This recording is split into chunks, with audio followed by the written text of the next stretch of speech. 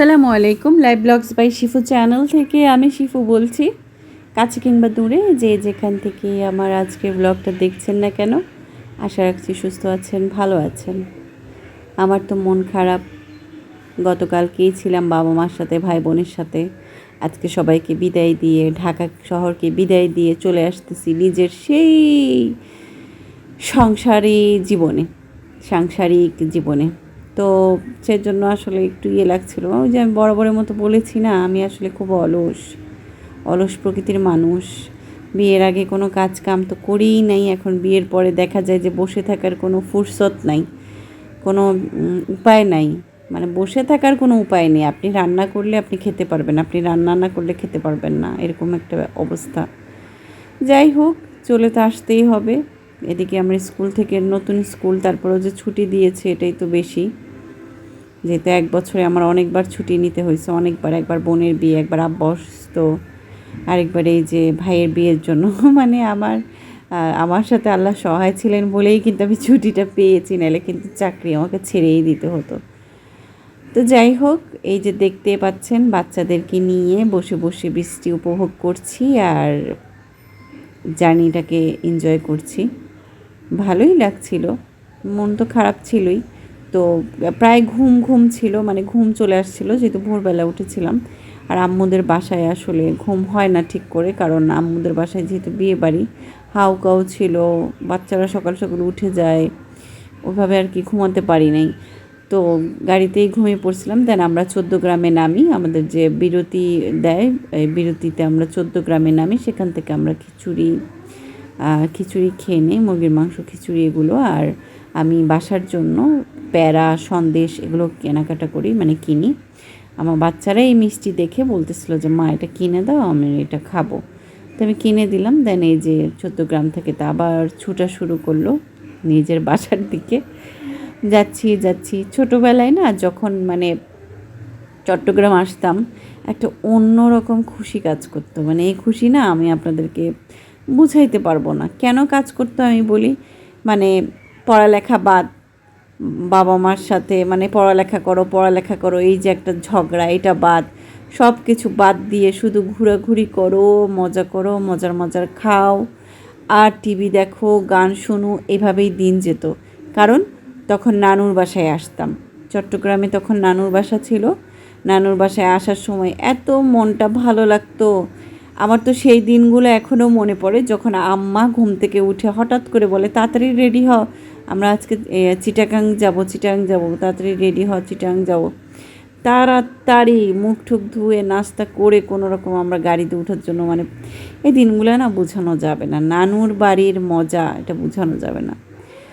তা আমার ছেলেরাও সেম, যখন আমি চট্টগ্রাম থেকে ঢাকায় আসি বা ঢাকায় আসার জন্য আমি ওদেরকে বলি, আমার ছেলেদের খুশি কে দেখে, মানে এত খুশি থাকে। তা এখনও তো আসলে অত বড় হয়নি, আমি তো মোটামুটি অনেক বড় হয়েও এই খুশিটা পেয়েছি। তো ওদেরকে আল্লাহ রিজিকে বরকত দান করুক, ওদের নানা নানুকে আল্লাহ অনেক হায়াত দেখ, সুস্থ রাখুক, ভালো রাখুক। এই তো দেন আমি তো এই যে চট্টগ্রামে ঢুকে গিয়েছি, এটা পাহাড়তলি, আকবরশা পার হয়ে পাহাড়তলিতে আছি। এখান থেকে এখন বাসার এদিকে যাব। আমার হাজব্যান্ড অলরেডি অফিস থেকে বের হয়ে কাউন্টারে অপেক্ষা করছে আমাদের জন্য। আমি ভিডিও করছিলাম, চিন্তা করছিলাম আপনাদের সাথে শেয়ার করব আমি আমার জার্নিটা। মাঝে মধ্যে আসলে ভিডিও করতে খুব ইচ্ছে করে, ব্লগ করতে ইচ্ছে করে। মাঝে মধ্যে আবার আমার ভিডিও করতে খুব আলসেমি লাগে, মানে এত কিছু সামাল দিয়ে করতে লাগে না। তবে একটা ফ্লোতে থাকলে না, তখন আসলে মনে হয় যে না করি। যেমন আমি আপনাদের সাথে কিন্তু শেয়ার করছি ভিডিওগুলো, একদম সব কিছুই আমার ইদানিংকার ব্লগে কিন্তু আমি কিছুই বাদ রাখছি না, সব কিছুই দিতে পারছি আলহামদুলিল্লাহ। মাঝখানে তো ওই যে অসুস্থ ছিলাম, অনেক কিছু দিতে পারিনি, সেজন্য একটু আফসোস হয়। জিনিসগুলো যদি ভিডিও করে রেখে দিতে পারতাম। তো এই যে বাসায় আসার পর এই যে প্যারাগুলো, সন্দেশগুলো আমি ওদেরকে খেতে দিলাম। ওরা ফ্রেশ হয়ে নিয়েছে, ফ্রেশ হয়ে ওরা কেক খেয়েছে, তারপর এগুলো খাচ্ছে। আর এদিকে আমার হাজব্যান্ড গ্রিল, পরোটা এগুলোও নিয়ে আসছিল। তো ওগুলো খুব খিদা ছিল, কি ভিডিও বানাবো, খিদায় ফ্রেশ হয়ে খেয়ে নিয়েছি। খেয়ে নেওয়ার পর লাগেজগুলো গুছিয়ে নিলাম, গুছিয়ে টুছিয়ে রাখলাম। এই তো গেল সেদিন। তারপরের দিন এই যে চলে যাচ্ছি স্কুলের ডিউটিতে, বাচ্চারা ঘুম, আমি রেডি হয়ে এই যে বের হচ্ছি। তো এই তো যাচ্ছি স্কুলে। আজকে বাচ্চাদের সাথে কথা বলবো। তো আজকে অলরেডি কিন্তু আমার একটু, আজকে না তারপরের দিন আমার অলরেডি একটু দেরি হয়ে গিয়েছিল। আর এটা হচ্ছে মানে ঢাকা থেকে আসার পরের দিনের, অর্থাৎ আমি বুধবার আসছিলাম, তো বৃহস্পতিবার এই যে যাচ্ছি। পরীক্ষা চলছে শুনছিলাম। আমার কষ্টের কথাটা শুনেন, 8টা বাজে আমি যাওয়ার পর গিয়ে জানতে পারলাম যে পরীক্ষার জন্য নাকি স্কুলটা শুরু হচ্ছে 10টা থেকে।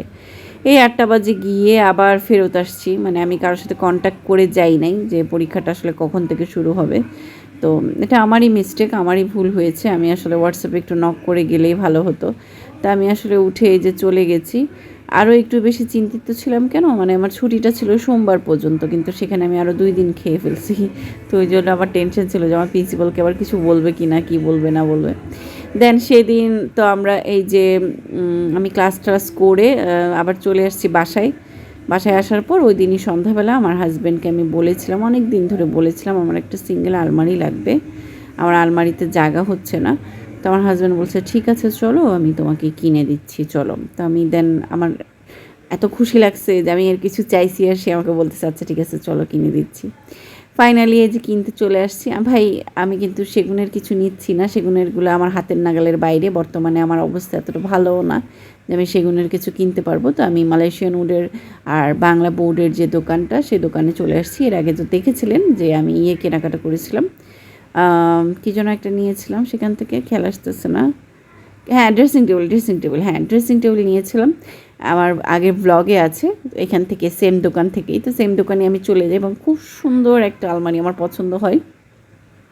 যদিও আলমারিটা একদম এক কোণায় পড়া ছিল, দোকানদার ওইটাকে বিক্রি করবে বলে ভাবেও নাই, মানে এমন অবস্থায় ছিল, ময়লা ধুলাবালি পড়া ছিল, কোনো কিছু লাগানো ছিল না, জং ধরে গিয়েছিল চাবির, মানে লক এটাতে জং ধরে গিয়েছিল।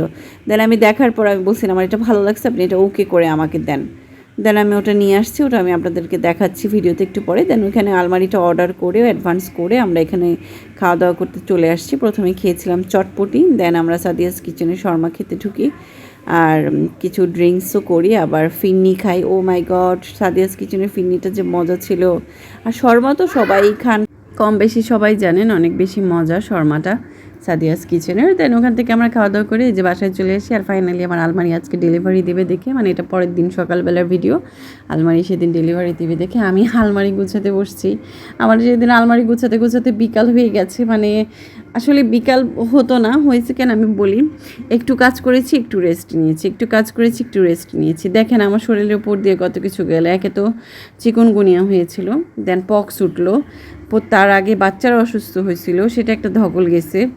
এগুলো হওয়ার পর সুস্থ হতে না হতে ভাইয়ের বিয়ে আসলো। ভাইয়ের বিয়েতে ভাই এখান থেকে এখানে নাই, যে এত 7 থেকে 8 ঘন্টা জার্নি করে যাওয়াটা মানে মুখে ধরার কথা না। সে 9টা বাজে বের হয়ে 7টা বাজে বাসায় পৌঁছাইছি। এই যে এতক্ষণের জার্নি, প্রায় 10 ঘন্টার মতন ছিলাম বাইরে। তো এই সব কিছু তো শরীরের উপর দিয়েই যায়, তাই না? আর বাচ্চাগুলোকেও কেয়ার করতে হয়। তো এইগুলো নিয়ে না আমি শরীরটা আমার খুবই দুর্বল ছিল। তো এই কাজ করছি একটু একটু, আবার একটু রেস্ট করেছি, যার জন্য আমার খুব দেরি হয়ে গেছে, বিকাল পর্যন্ত হয়ে গেছে কাজগুলো। ফাইনালি এই যে আমার আলমারিটা চলে আসছে, কিন্তু আমার হাজব্যান্ড এখন বলতেছে, মানে এটার লুক চেঞ্জ হয়ে যাওয়ার পর আমার হাজব্যান্ড আমাকে বলতেছে থাক থাক থাক, তুমি এক কাজ করো, এটা বাচ্চাদের রুমে দিয়ে দাও, আমি নিয়ে ফেলি, আমি যে কাবার্ডে যে যা যা রেখেছি ওইটাতে তুমি চলে যাও, মানে তুমি জিনিসপত্র রাখো। আমি হাসতে হাসতে শেষ। আমি বলতেছি আলমারি তাহলে আমার কেনা হলো না আপনার কেনা হলো, কোনটা? তো ও হাসতেছে, ও বারবার বলতেছে আলমারিটা খুব ভালো লাগছে, আমার খুব ভালো লাগছে। তো দেখলাম ওর জিনিসপত্র এঁটে গেছে, খুব ভালো মতোই এঁটে গেছে। আর এই আলমারিতে কোনো হ্যাঙ্গারিং সিস্টেম নাই, জাস্ট আপনার থাক থাক করে দেয়া আছে, যার কারণে আমার আরও বেশি ভালো লাগছিল। কারণ বড় আলমারির থাক থাক বড় হলে না জিনিসপত্র সব নষ্ট হয়ে যায়, আর থাক থাকগুলো একটু টাইট হলে কি জিনিসপত্রগুলো একদম ভাজ করে রাখা যায়। আমার একটা জিনিস কেনা লাগবে আলমারির জন্য। দেখেন সংসার করতেছি আজকে 8 বছর, 8 বছরে এক এক সময় এক একটা জিনিসের প্রয়োজনীয়তা পড়েছেই, মানে লাগেই। তা আমার আলমারির জন্য ওই যে স্টোরেজের যে ব্যাগগুলো অনলাইন থেকে পাওয়া যায়, আমার ওগুলো কিনতে হবে। কারণ আমার যে প্লাজোর একটা জায়গা, টপসের একটা জায়গা, কামিজের একটা জায়গা, তাগার একটা জায়গা, এই জিনিসগুলো না আমার একটু সেট করে রাখতে হবে, নাহলে কী হয় একটা টান দিলে না সব নষ্ট হয়ে যায়। তো সেই জন্য চিন্তা করেছি আমি ওই স্টোরেজ ব্যাগগুলো নিব, এবারে আমি স্যালারি পেলে নিব ইনশাল্লাহ। দেন সুর একটাও চেঞ্জ করব ভাবতেছি, আমি যেহেতু ওইখানে গিয়েছিলাম মালয়েশিয়ান উডের সুর এক অনেক সুন্দর সুন্দর সুর এক দেখেছিলাম। আর এই যে এখন দেখলেন নতুন আলমারিতে একটু রং ঢং করে করে বের হয়ে গেলাম, রং ঢং মানে কি বোরখা পরিয়ে বের হয়ে গেলাম, কোনো রকম সাজুগুজু করিনি, বের হয়ে গেলাম হচ্ছে আমাদের কাছের যে স্বপ্নের আউটলেট আছে আর আরএফএলের আউটলেট, সেগুলোতে কিছু টুকটাক জিনিস কেনাকাটা করতে। ওই যে বললাম মানে ঢাকায় গিয়েছিলাম বলে বাসার জন্য কিন্তু আমাদের বাজার করা হয়নি, আমাদের কিছুই করা হয়নি, কারণ কোরবানি ঈদের বাজারটাই আসলে আমাদের এতদিন চলছিল। দেন কোরবানি ঈদ শেষের পরে এখন তো এই যে আরেকটা মাস ঢুকলো, এই বাজারগুলো আমাদের করা হয়েছে। তো এই যে বাজার করা হলো, ডিটারজেন্ট পাউডার শেষ, তারপরে হারপিক শেষ। তো আরএফএলে গিয়ে আমি দেখলাম খুব সুন্দর ওরা লুসনি সেল করতেছে 50 টাকা করে 4টা, তো ওইটাও আমি নিয়ে ফেললাম, যদিও আমার লুসনির অভাব নেই, অনেক আছে, তারপরেও নিয়ে রাখলাম, পরবর্তীতে যদি আবার এটাও 100-200 টাকা হয়ে যায়, তাই থাক, তার চেয়ে আমার কাছে জমা থাক, এই জন্য আমি নিয়ে ফেললাম। আর সবচেয়ে বড় যে বিষয়টা আমার দরকার ছিল, আরএফএল স্টোরে আমার একটা অয়েল জার দরকার ছিল, বাট আনফর্চুনেটলি আমি কোনো অয়েল জার পাইনি, মানে আমি যেরকম চাচ্ছিলাম বড় আর গ্লাসের, এরকম কোনো অয়েল জার আমি পেলাম না, আমার আফসোস লাগলো। দেন কি করব, একটা লবণদানি দরকার ছিল, যেটা হচ্ছে ঘুরায় প্যাঁচায় খোলা লাগে না, জাস্ট এমনি খুললেই লবণটা নেওয়া যায় এমন, অর্থাৎ কোনো প্যাচ থাকবে না, জাস্ট লবণটা ঢাকনা থাকবে এতটুকুই। তো সেই জন্য আমি এই যে দেখতে পাচ্ছেন এখানে লবণদানিটা কিনে নিয়ে আসছি, এটা আমার কাছ থেকে 325 টাকা নিয়েছিল। আর ড্রেসিং টেবিলে কিছু ব্যান্ড অ্যাক্সেসরিজ এগুলো রাখার জন্য আমি একটা ঝুড়ি কিনি, দেখতেই পাচ্ছেন ওই ঝুড়িটা। আর আমার হাজব্যান্ডের যে নতুন আলমারিটা আনা হয়েছে, আমারই ছিল কিন্তু আমার হাজব্যান্ড তো নিয়ে নিল বললাম, তো ওইটার জন্য কিছু হুক নিয়ে আসছি, ওয়াল হুক, আর হচ্ছে ন্যাপথুলিন, এই তো টুকটাক এগুলো কেনাকাটা করেছি। তো আজকের ব্লগের এই পর্যায়ে এসে আপনাদের কাছে আমি রিকোয়েস্ট করতে চাচ্ছি, অনুরোধ করতে চাচ্ছি, যারা এই ধরনের ডেইলি ব্লগ, লাইফস্টাইল ব্লগ দেখতে পছন্দ করেন, তারা প্লিজ আমার চ্যানেলটিকে সাবস্ক্রাইব করবেন, আমার পাশে থাকবেন। আর আমার ভিডিওর যে সবগুলোই আপনাদের কাছে ভালো লাগবে, মন কাড়বে তা কিন্তু না, সবার সব কিছু ভালো লাগে না, তবে কিছুটা অল্প একটু যদিও ভালো লেগে থাকে, প্লিজ সাবস্ক্রাইব করে পাশে থাকবেন। আর নোটিফিকেশনের বেল বাটনটা অবশ্যই ক্লিক করবেন, যেন আমি ভিডিও ছাড়া মাত্রই আপনাদের কাছে নোটিফিকেশনটা চলে যায়। আর আমাদের পাশে থাকবেন, আমাদের জন্য দোয়া করবেন, আমার পরিবারের জন্য দোয়া করবেন। আপনারা যারা যারা দেখছেন আপনাদের জন্য অনেক অনেক দোয়া, অনেক অনেক শুভকামনা রইল। আর এই যে দেখেন, কোথাও গেলে আমি যে গাড়ি কিনবো না, খেলনা কিনবো না, তা তো সম্ভব না, নিতেই হবে। তো ছোট ছোট মানে আরএফএল থেকে আমি 45 টাকা করে ওদেরকে গাড়ি কিনে দিয়েছি, ওরা বাইরে গেলে নিবেই, যতই না করি, যতই বকা দিই, নিতেই চায়, নাহলে মন খারাপ করে থাকে। আর আমার একটা বদ অভ্যাস কি, আমার বড় ছেলে, বিশেষ করে আমার বড় ছেলেই, ও যদি মন খারাপ করে থাকে তাহলে আমার ভালো লাগে না। তার কারণ হচ্ছে আমার বড় ছেলে মাকে নাকি এত কিছু বলতে হয় না, তারপরে আসলে না বলে পারছি না। ও কিন্তু আমার যথেষ্ট কথা শুনে, যেটা আবার ছোট ছেলে শোনে না। তো ছোট ছেলে অনেক বেশি চঞ্চল, অনেক বেশি দুষ্টু, আর বড় ছেলে দুষ্টু কিন্তু কথা শুনে আবার, যার কারণে ও কিছু চাইলে না, ওকে না দিলে আমার কাছে জিনিসটা মনে হয় যে অন্যায়। কারণ ও তো আমাকে কখনো এতটা জ্বালায় না, তাহলে আমি কেন দিব না ওকে, কেন পুরস্কৃত করব না, কেন ওর মনটাকে আমি ছোট করব। তো দেখা যায় কি, গেলে না কিনে দেওয়াই হয় ওর জন্য, ফ্রিতে ফ্রিতে ওই ছোটো ছেলেও পেয়ে যায়, তো এই আর কি। আর হাজব্যান্ড মাছ বাজার করেছে, তারপরে মাংস নিয়ে আসছে, এই জন্য আমরা টমেটো আর ধনিয়া পাতাও কেনাকাটা করলাম।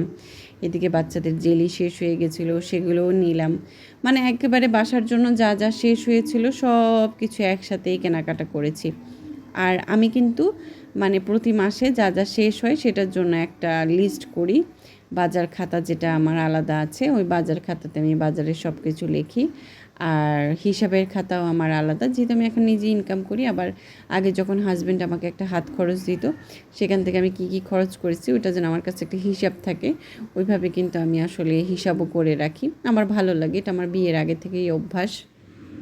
এগুলোকে আমি এখন কন্টেইনার বক্সে স্টোর করে রাখবো, যেটা যে জায়গার সেখানে রেখে এই যে চলে আসলাম। বাজার, কাঁচা বাজার যেগুলো আনা হয়েছে সেগুলোকে ধুয়ে পরিষ্কার করে ফ্রিজে স্টোর করে রাখবো। অনেক কাজ করেছি সেদিন, আমি অনেক কাজ করেছি, মানে এত টায়ার্ড ছিলাম। ওই কারণেই আমার আসলে পরের দিন স্কুলে যেতে খুব দেরি হয়ে গিয়েছিল। আমি মনে করেছিলাম বকাও খাবো, বাট না, আমাকে প্রিন্সিপাল কিছু বলেনি, জাস্ট বলেছে যে একটু চেষ্টা করবেন সব সময় টাইম মেনটেন করে আসার, যেটা অ্যাজ ইউজুয়াল সব প্রিন্সিপালই বলেন। তবে অনেকে আছেন না বকাবকি করেন, উনি একদম এমনই না। আল্লাহ ওনাকে হেদায়েত দেখা ভালো রাখুক। এই তো বাজার এগুলো গুছানোর পরে সেদিন তো রাত করে ঘুমাতে চলে গেলাম ফ্রেশ হয়ে। দেন পরদিন সকালবেলা এই যে শুক্রবার, এই জায়গাগুলোতে শুক্রবার না সরি রবিবার মেবি, শনি রবি এরকম হবে। দেন আমি এই যে চুলা পরিষ্কার করবো আজকে। আমার চুলার অবস্থা দেখেন, মানে চুলারই তো অনেক শক্তি দিয়েও ডলে ডলে আমি তুলতে পারছিলাম না, বাট যতটুকু তোলা যায় ততটুকুই তোলার চেষ্টা করেছি। আর এই প্রায় 2 মাস পর মনে হয় চুলা পরিষ্কার, মানে এই যে ডিপ ক্লিন যেটাকে বলে, একেবারে বার্নার এগুলো সব সরিয়ে যে ডিপ ক্লিনটা, এটা মনে হয় প্রায় 1.5 থেকে 2 মাস পর করছি। লাস্ট মনে হয় করেছিলাম রোজার ঈদে মেবি, আমার খেয়াল নাই। এখন আসলে একটু না অনেক বেশি আমার আলসেমি লাগে সব কিছু করতে। ভয়েস দাও, ব্লগ করো, বাচ্চা সামলাও, স্কুল করো, সংসার করো, ঘর গুছাও, নিজেকে যত্ন নাও, বাচ্চার কেয়ার করো, মানে একা একা করতে করতে মানে এত বছর পর না এবার আমার এখন ফিল হয় যে হয়তো বাচ্চাদের জন্য টিচার রেখে দেওয়া উচিত, বা হয়তো বা আমার একটা হ্যান্ডমেড দরকার, মানে কাজের লোক দরকার, হেল্পিং হ্যান্ড দরকার, যাতে আমাকে একটু সাহায্য করে। কারণ আমি এখন না দিনের বরকত পাই না, কাজের বরকত পাই না। আমার সময় যে কিভাবে চলে যায় আমি কিছুই বুঝি না। এখন মনে হয় আর কি যে না, আমি বুয়া রেখে দিই। তো দেখতেই তো পারছেন আমি আসলে আমার এই গ্লাস চুলাকে কিভাবে ক্লিন করি। প্রথমে তো ওই যে লেমন ওয়াশটা আমি লাগিয়ে নিই, সোপটা আর কি। দেন আমি প্রথমে স্ক্রাবার দিয়ে ডলে ঠলে নেওয়ার পর ভিজা একটা মোটা তোয়ালে দিয়ে আমি এভাবে ক্লিন করি, এবং এভাবে ক্লিন করার পরও আবার টিস্যু দিয়ে আমি এটাকে মুছে নিই, যাতে গ্লাসে কোনো রকম দাগ না বসে যায়। মানে পানি দিয়ে মোছার পরও দেখবেন কি গ্লাসে একটা দাগ বসে থাকে, ওটা দেখতে আমার ভালো লাগে না, তাই আমি আবার টিস্যু দিয়ে একটা ফিনিশিং দিয়ে নিই যাতে একদম চকচক করে। তো লাভ কি, রান্না করলে আবার ওই ময়লাই হয়। তো যাই হোক, ভিডিওর একদম শেষ পর্যায়ে চলে আসছি। আপনাদের সাথে তো কম বেশি অনেক কিছুই শেয়ার করার চেষ্টা করি। জানাবেন আমার ভিডিও আপনাদের কাছে কেমন লাগে। ভালো লাগলে অবশ্যই একটা লাইক দেবেন, কমেন্ট করবেন। আর নতুন ব্লগ ভিডিও দেখার আমন্ত্রণ জানিয়ে আমি কিন্তু এখানে আজকে বিদায় নিচ্ছি। আর সে পর্যন্ত সবাই ভালো থাকবেন, সবার জন্য রইল অনেক অনেক শুভকামনা। এখানে আরেকটা কথা আমি বলে রাখি, যারা এখন পর্যন্ত আমার চ্যানেলটিকে সাবস্ক্রাইব করেননি তারা প্লিজ আমার চ্যানেলটিকে সাবস্ক্রাইব করবেন। আর শরীফ চুলা, আমার এই গ্যাস স্টোভ নিয়ে আমার চ্যানেলেই অনেকগুলো ব্লগ আছে, সেই ব্লগগুলো দেখে নেবেন যদি চুলা সম্পর্কিত কিছু জানার থাকে। প্রিভিয়াস ব্লগে আমি ইন ডিটেলসে সব কিছু দিয়েছি, প্রাইস, কেমন করে যত্ন নিতে হয় সব কিছু। তো এই যে বাসার এই কাজটা সেরে রাতের বেলা বসেছি এই দ্বিতীয় সাময়িক পরীক্ষার মূল্যায়ন পরীক্ষার জন্য, যে পরীক্ষা দিয়েছে বাচ্চারা, আমার যে সাবজেক্ট সেইগুলো আমার এখন খাতা কাটতে হবে। এই খাতা নিয়ে আমি সব বসেছি। প্লে নার্সারি 1, 2, 3, 4 সবার জন্য আছে, সবগুলোই খাতা একসাথে আমি দেখব। তো এখানে কিন্তু 20 মার্কের পরীক্ষাটাই হয়েছে। আজ এই পর্যন্তই, সবাই ভালো থাকবেন, সুস্থ থাকবেন। আল্লাহ হাফিজ, আসসালামু আলাইকুম।